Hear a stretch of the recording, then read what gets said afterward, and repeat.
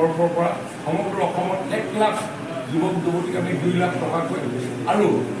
যিসকল technically educated তেওঁলোকক 5 লাখ টকালৈকে আমি সহযোগিতা আগবঢ়াৰ সিদ্ধান্ত লৈছিলোঁ 50% গ্ৰাণ্ট 50% উইদাউট ইণ্টাৰেষ্ট লোন ইতিমধ্যে 25,000 যুৱক যুৱতী সমগ্ৰ অসমত দিয়া হৈছে 75,000 দিয়াৰ আমাৰ ইতিমধ্যে সকলোবিলাক ইণ্টাৰভিউ হৈ গৈছে আমাৰ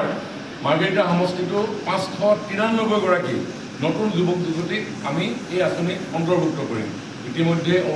CM Triple-1ত আমাৰ ইয়াতে প্ৰায় 175 জন যুৱকে পাইছিলে আৰু 175 জন যুৱকৰ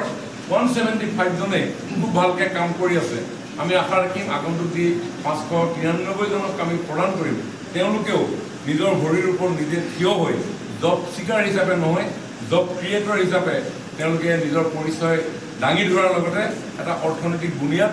আমাৰ সমাজখনত গঢ়ি তুলিছে এইখিনি আজি আমি পৰ্যালোচনা কৰিলোঁ